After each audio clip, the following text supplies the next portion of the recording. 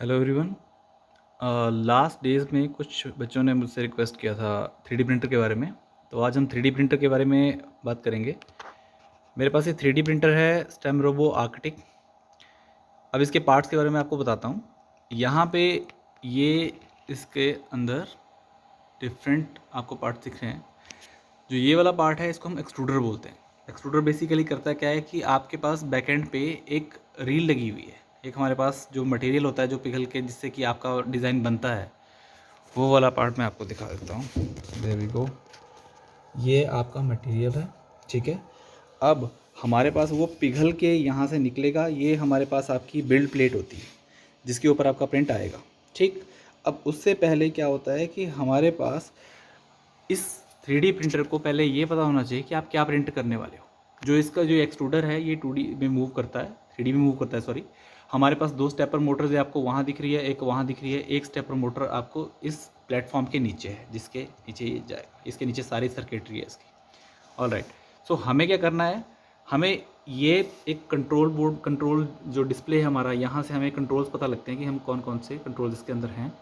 इसके साथ ही एक कार्ड का स्लॉट बना हुआ है। ये कार्ड आपका यहाँ से निकल सकता है। मैं वापस इसको लगा देता हूँ अभी के लिए। अब आप क्या करेंगे कि इस कार्ड को निकाल के कंप्यूटर में लगाएंगे। कंप्यूटर में आप जो भी डिज़ाइन कर रहे हो उसकी एक STL फाइल होती है, एक उसके G कोड बनते हैं। G कोड हमारे यूज़ होते हैं जब भी हम कोई चीज़ प्रिंट करते हैं, ताकि हमें ये पता लग जाए कौन सी लोकेशन पे कितना मटेरियल आपने डालना है, ताकि आपका प्रिंट सही से डिज़ाइन हो। ये आपके पास स्क्रीन है। मैं इसमें अभी के लिए कार्ड रिमूव आ रहा है। हम इसके कंट्रोल देख लेते हैं। ये इन्फो स्क्रीन है। इन्फो स्क्रीन आपकी ये वाली मेन स्क्रीन है जिसके ऊपर आपको पता लगेगा आपका प्रिंट कितना हुआ, कितना चल रहा है, टेम्परेचर वगैरह। अभी देखो, ये जो टेम्परेचर आपको दिख रहा है ये 52 डिग्री, ये आपके एक्सट्रूडर का टेम्परेचर है। अब इसमें 2 तरह के हीटिंग होती है। प्रिपेयर में जाओ। प्रिपेयर में मेन मूव एक्सिस, या अगर आपने कोई भी एक्सिस मूव करनी है, फॉर एग्जांपल अगर मैं यहाँ से मूव करना चाहूँ तो इनमें से किसी भी एक्सिस को भी सेट कर सकता हूँ। ऑटो होम जो होता है, इसका मतलब होता है कि वो ऑटोमेटिकली अपनी नॉर्मल पोजीशन जहाँ से हम शुरू करते हैं उस पर जाएगा। अब मैं आपको करके दिखाता हूँ। ऑटो होम पे क्लिक करूँगा, आपका बिल्ड प्लेट पर थोड़ा नीचे आएगा, उसके बाद ये एक्सट्रूडर को सेट करेगा। अब आपका बिल्ड प्लेट ऊपर जा रहा है। बिल्ड प्लेट जैसे ही ऊपर पहुंचेगा फिर ये रुक जाएगा। फिर ये वेट करेगा कि आप इसको कुछ कमांड दोगे और ये उसको एग्जीक्यूट करेगा। जो भी आपने कमांड दी होगी प्रिंट की, उसको प्रिंट करेगा जो भी आप डिज़ाइन डालोगे।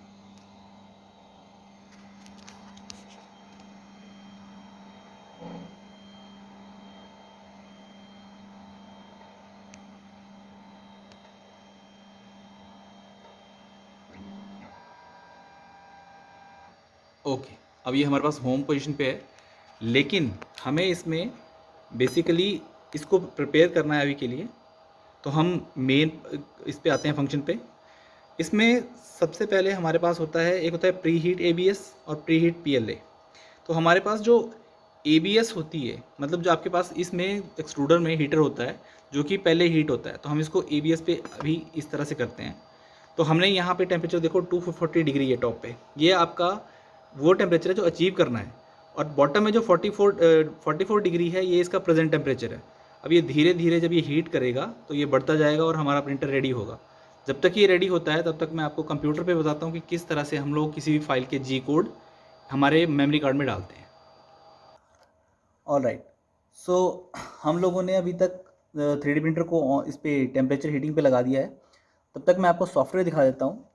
हमारे पास जो इसका सॉफ्टवेयर होता है वो होता है क्यूरा। ये इस तरह का है, देखो। इसमें बेसिकली क्या है, आपको ये प्लेटफॉर्म मिलता है। अब इसमें लेफ़्ट साइड में आपके यहाँ पे डिफरेंट सेटिंग्स हैं।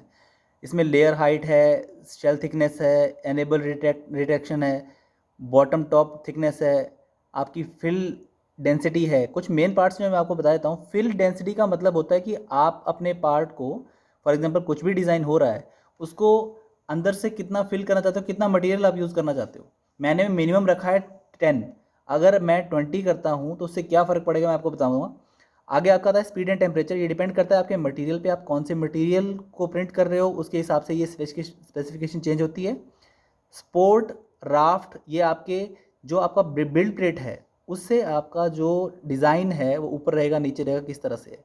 आगे आपके डिफरेंट इसके जो सेटिंग है नोज़ल साइज़ जो हमारे पास हमारे प्रिंटर का अवेलेबल है।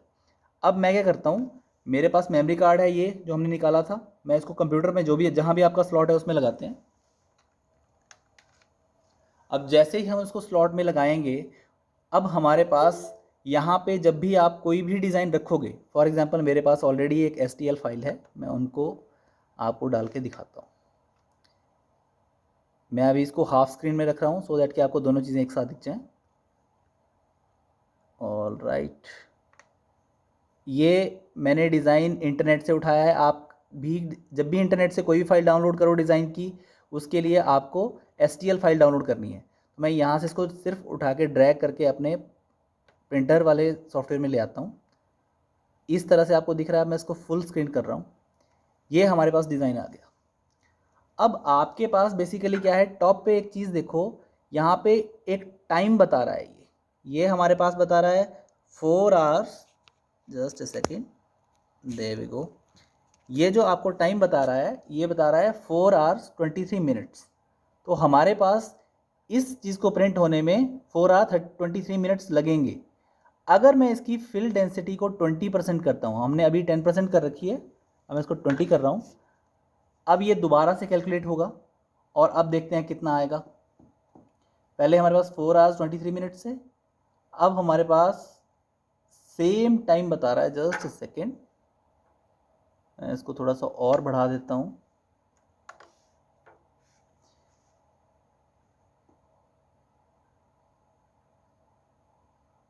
ऑल राइट, ये जो हमारा डिज़ाइन है, इस केस में ये ऑलरेडी बहुत ही ज़्यादा थिक नहीं है, स्मॉल डिज़ाइन है, तो इसमें वो इनफिल से उतना फ़र्क नहीं पड़ेगा।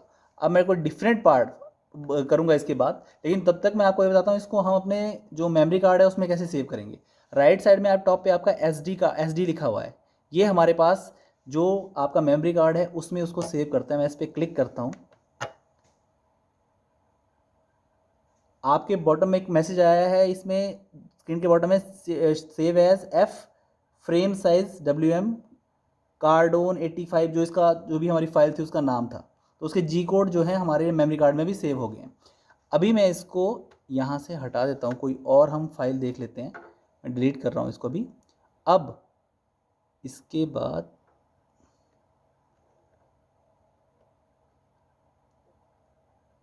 ऑल राइट, हमारे पास बहुत सारे पार्ट्स हैं। मैं कोई भी एक पुशर आर्म, मैंने एक और डिज़ाइन इसके ऊपर ड्रैग एंड ड्रॉप किया है, जस्ट ए सेकेंड, अभी नहीं हो पाया, मैं इसको दोबारा,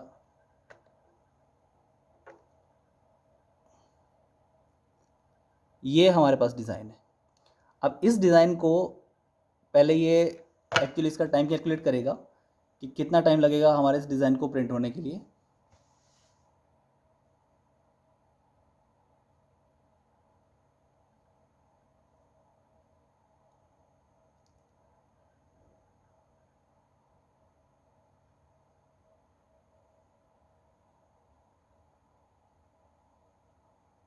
there we go, 5 hours and 24 minutes.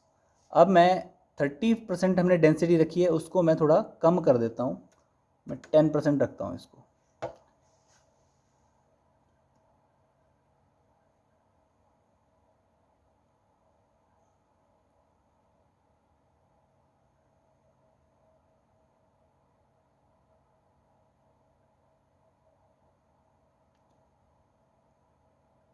अगर हम इसको 10% रखते हैं तो आई गेस कि 4 आवर्स 8 मिनट्स हमारे पास टाइम कम हो गया। अब बात करते हैं, अगर आप इसको 100% करना चाहो, 100% हम उन केसेस में करते हैं जब हमें एक्चुअली हमारा जो पार्ट है वो फुल्ली रिजिड चाहिए होता है, मतलब अंदर से हम उसको पूरा का पूरा मटेरियल से ही फिल करते हैं। उसमें एक लॉस हमारा ये है कि हमें हमारा मटेरियल बहुत ज़्यादा यूज़ होता है, लेकिन उसका फ़ायदा ये है कि वो जो आपका पार्ट बनता है वो बहुत रिजिड होता है, उसके ब्रेक होने के चांसेस बहुत कम होते हैं। तो हाई क्वालिटी पार्ट फिर हम 100% इनफिल के साथ करते हैं। अगर हम इसको 100% इनफिल करते हैं तो हमारे पास 9 आवर्स एंड 17 मिनट्स लगेंगे। तो ये हो गया आपके पास सॉफ्टवेयर का इंट्रोडक्शन कि किस तरह से हम यूज़ करते हैं। अब हम 3D प्रिंटर की तरफ चलते हैं, इसको कार्ड को लगाते हैं, फिर चेक करते हैं कि किस तरह से प्रिंट करेंगे। ऑल राइट, सो हमारा जो एक्सट्रूडर का टेम्परेचर देखो 240 239 इसके आसपास पहुंच चुका है। अब मैं आपके सामने मेमोरी कार्ड को इंसर्ट करता हूं। मेमोरी कार्ड इंसर्टेड आ गया। अब हमें जब भी कुछ प्रिंट करना है, आपका टेम्परेचर सब कुछ रेडी है, तो मैं सबसे पहले तो इसको ऑटो होम पे लाऊंगा। ऑटो होम पे लाने के बाद ये ऑटोमेटिकली ही उस पोजीशन में चला जाएगा जहाँ पे इसको प्रिंट करना है। अब बात करते हैं हमारे सेकंड इसकी। जब हम इसको प्रिंट करेंगे तो मैं मेन में जाने के बाद print from SD card, print from SD card करोगे, यहाँ पे आपकी जितनी भी फाइल्स आपके कार्ड के ऊपर हैं सारी फाइल्स आएंगी। तो हमने अभी लास्ट इसमें पुशर आर्म का एक जी कोड डाला था, एक हमने स्टैंडर्ड, मैं कोई ऐसा डिज़ाइन करता हूँ जो थोड़ा कम टाइम का हो, frame back, frame slide, cardboard, main. मैं फ्रेम बैक जो है उसका कोड प्रिंट करने की कोशिश करता हूँ। अब ये देखो, अब ये ऑटोमेटिकली खुद को एडजस्ट कर रहा है।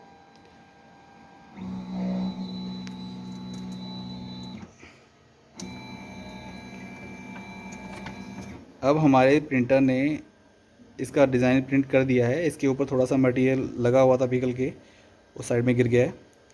अब ये डिज़ाइन करना शुरू करेगा। जो ये एक्सेसिव मटेरियल है, मैं कोशिश करता हूँ इसको हटाने की,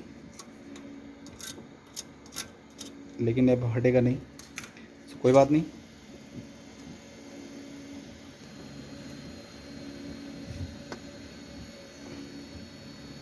जो हमारे पास फर्स्ट जो लेयर होती है वो उतनी परफेक्ट नहीं होती, लेकिन जैसे ही आप सेकंड लेयर या थर्ड लेयर की बात करोगे, मैंने यहाँ पे कुछ पार्ट्स प्रिंट कर रखे हैं। ये इसका एक पुशर आर्म है, ये मेरे पास एक गियर मैंने प्रिंट किया हुआ है। तो इस तरह से आपके फिर प्रिंट्स होते हैं। और इनके लिए सबसे पहले राफ्ट बनता है, जो मैंने कहा था कि इसको एक बेस चाहिए हमारी बिल्ड प्लेट पे, तो इस तरह का एक बनता है। ये वेस्टेज है बेसिकली, इसके ऊपर आपका पार्ट बनता है। ये किसी और चीज़ का एक्चुअली राफ्ट है, इसका नहीं है, इसका थोड़ा बड़ा होता है, क्योंकि जितना आपका साइज़ होता है आपकी डिज़ाइन का, उससे ड्राफ्ट थोड़ा थोड़ा बाहर की तरफ बनता है, तो उससे मटेरियल वेस्ट होता है, लेकिन आपको बिल्ड प्लेट से अलग करना ईजी हो जाता है। सो ये हमारा बेसिक्स था 3D प्रिंटर का। जब ये पार्ट प्रिंट्स होंगे मैं इसके फ़ोटोज़ भी डालूँगा। Alright, thank you.